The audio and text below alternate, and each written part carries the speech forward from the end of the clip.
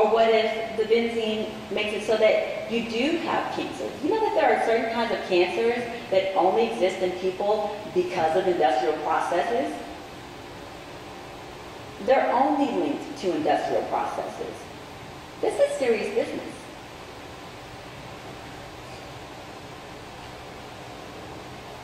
So there is some movement happening with TCEQ, but it's not enough. But they are doing some things to try to rein in oil and gas industry in the Barnett Shale. They're changing the permit by rule. Basically, permit by rule was the honor system. So someone would write it and say they were going to drill a well, and TCEQ would say, okay, well, are you going to release more than 25 tons of toxins? And they say, no, we promise we won't. And they say, okay, here's your permit. No testing, no one going out to check the site, no one having to prove how many tons of the toxin are actually there. So Texas was in the precarious position not long ago that we actually didn't know how many wells there were in the Barnett Shale, or compressors, or any other kind of equipment. No one knew. For 10 years this had been going on all over the landscape, and no one had been keeping count of it. That's just how underregulated the industry had been. And I've heard a good friend of ours, Deborah Rogers, say that she believes that we have done the industry a real disservice because we've made them lazy. And they've not had to keep up with technology. And they've not had to be any better, even though they can. And arguably, they're not even as competitive as other companies because we let them use out-of-date equipment. So, it's a twofold thing. It's how do we feel about our health? It's what do we want our children to be around? It's, do we value our communities? Do we value our property? And then it's, okay, let's say we aren't against natural gas drilling. Let's say we do want coal plants to shut down. And we think that it is cleaner. Well, then you're doing the industry a disservice and not making them be cleaner. And not making them be more effective. And not requiring them to do the most that they can do.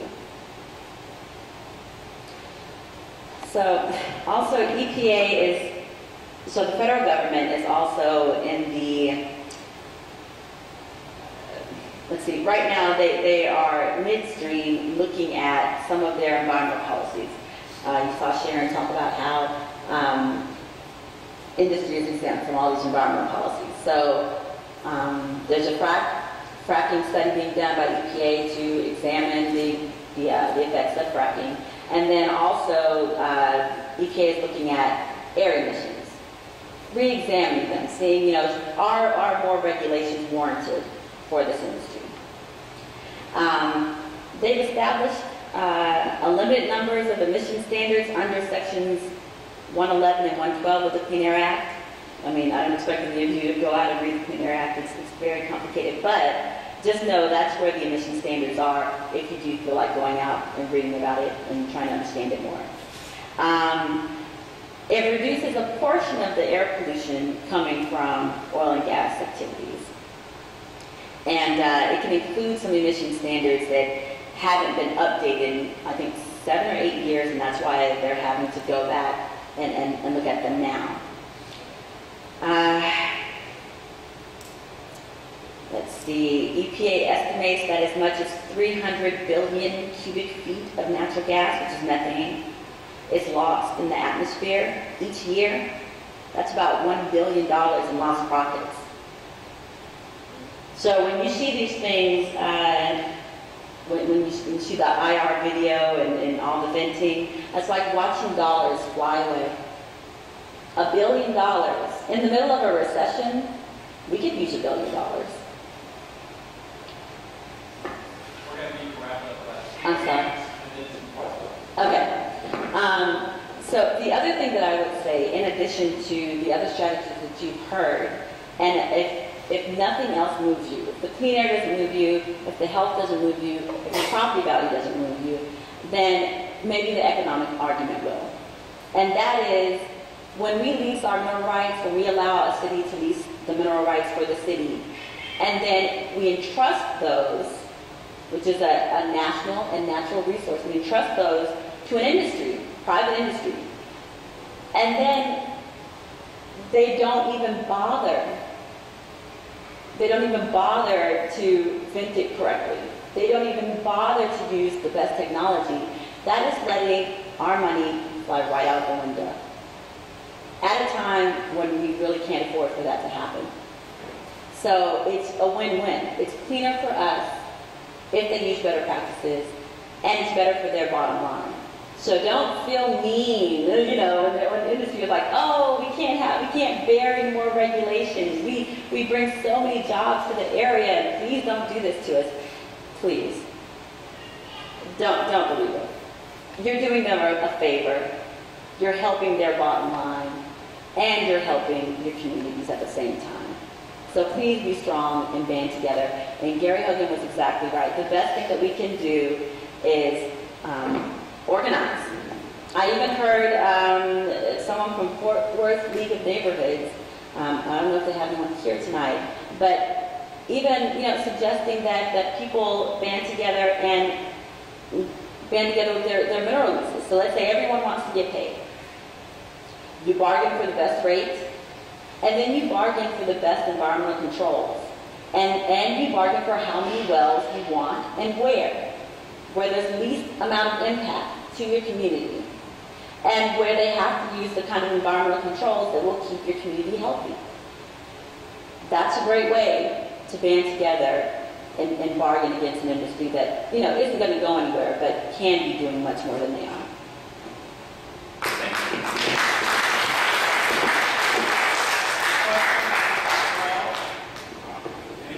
Yes. Can he have that mic? Where's that mic? No, he can have it because I have one. I kind of had a comment/question. The gentleman back here, or over there now, he asked a question a little while ago, and I think it's kind of why everybody's here tonight is, what can they do to keep it from happening? As somebody from Fort Worth, I'm a college student, a fellow board member on the NCTCA, and I think kind of a mantra that the NCTCA lives by is, I think Mayor Calvin Tillman said, Tillmanism. Together we, what is it? Divided we, yeah. Together we bargain, divided we beg. I think that perfectly answers, this question. I've witnessed a lot of the activity going on in Como, and I think that's a community that didn't have money. The area median income is under $50,000 for that community, and they managed to beat out Chesapeake. It didn't take money. It took unity. Absolutely. Just in general, also my question was more so about, in terms for the younger generation, for one, how long do you think that natural gas is going to be a prominent source of energy, and two, how long do you think the effects of hydraulic fracturing is going to stick behind, not only for the generation in this room, but for some of us younger folks and our grandchildren? I would say on the hydraulic fracturing, given the rate at which the water is being used and infused with all of these chemicals, given the half-life of some of these chemicals, I would say that the hydrologic cycle will never be the same. That this is a very dangerous turning point that we're at, because once that water is removed from the hydrologic cycle, it cannot be returned. I'm not being dramatic here. I'm just stating the facts. That water cannot be returned to the hydrologic cycle. So it's a very dangerous game that industry is playing with a resource that people need to live. And the fact is, we don't know what it's going to look like in the future, given the millions of gallons that are used. I can't answer that question, and I can't think of any scientist around the world who could answer that question. One more question.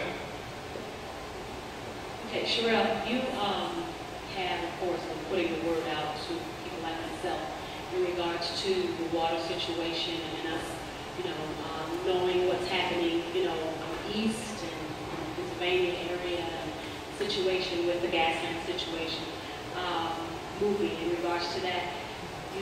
Do you think that with this fracturing situation happening here, that it can affect our water?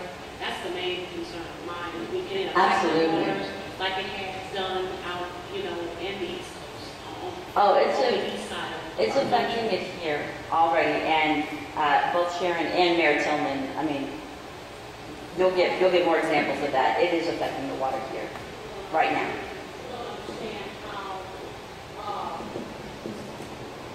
how detriment this situation can happen to you people, in regards to, like you said, you can steal all of your water and take your well and say, oh, well, we had the rights to it, you didn't have the rights to it. And there's a lot of people that are not knowledgeable in regards to their mineral rights, they own land, and they really don't have any rights to that. They think that they do, and they don't. And to sit around and think that you can light your water one day is very scary to me. It's very scary. It is scary. I was at a breakfast on Saturday morning, not to steal your thunder, where City Manager Mary Soon was discussing the budget, and we were talking about water rights, sanitation, and if our bills are going to go up or down. And I'll never forget this. Mary Soon said, wars will be fought over water going forward. Now this is... She said what? She said, wars will be fought over water. So this is something you need to just kind of think about and let it gel in your head. And it's really, it's an important factor, especially in Texas. One more thing before we let you go, and this was in the Dallas News last week. Fort Worth and Dallas rarely like to play together, and this is the way it is. So they have been working together to get water rights. They're desperately looking for water. And they were trying to get water rights in Oklahoma. And they were going to do some sort of pipeline from Oklahoma to Texas because there's not as many Oklahomans as there are in North Texas. And the federal judge denied their request. This was a big deal. The Dallas Morning News reported it and just kind of had a big light bulb around that, in that these two rival cities quietly were banding together to get a hold of the water, and they were denied. So there is a scramble for the water. This happened last week, in the past 10 days. Thank you.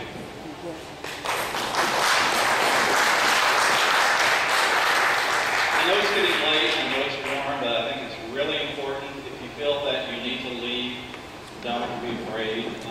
Calvin is our last speaker, and when he finishes, what we'll do is take one or two questions, then dismiss. If you guys want to hang out, Sherelle, Sharon, Calvin, and Gary, I'm sure would love to stick around, answer your questions. You guys can know your phone numbers. If you want to go back to your neighborhood and create something like this, that's even better. Thank you. Actually, can you turn it on? So, thank you all very much for having me out here tonight. Took off my jacket. It's a little bit warm in here. If you don't mind me being a little more casual than usual. But my name's Calvin. So I'm in a little town called Dish. Now, up until about a year ago, nobody really even knew where Dish was or that Dish even existed. We're located about 25 miles directly north of downtown Fort Worth. We're right on the edge of the urban sprawl, and about 5 years ago we changed our name to Dish in exchange for Free Dish Network. I don't know if